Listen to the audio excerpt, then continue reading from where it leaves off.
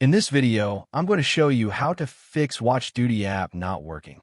First, to resolve this issue, we will first head over to our device settings.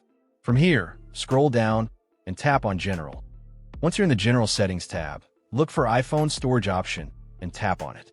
Over here, you can either search for the app or you can scroll down and look for it. Then tap on the app. On the next screen, you need to tap on the Offload app option.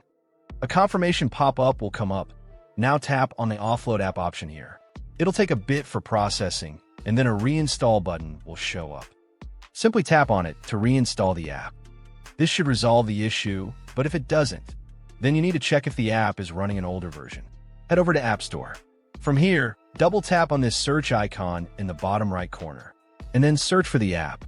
Once the app comes up in the search result, and if you see this update button right next to the app, simply tap on it to make sure you're running the latest version of the app.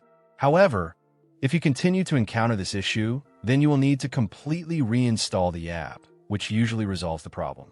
Head over to this screen the way we did before. And over here, tap on the Delete App option here to uninstall the app from your device. A confirmation pop-up will come up. Now tap on the Delete option here. Once uninstalled, open up App Store and search for the app in the search bar. After the app comes up in the search result, simply click on this cloud icon to install it back onto your device. Hopefully, this resolves the issue.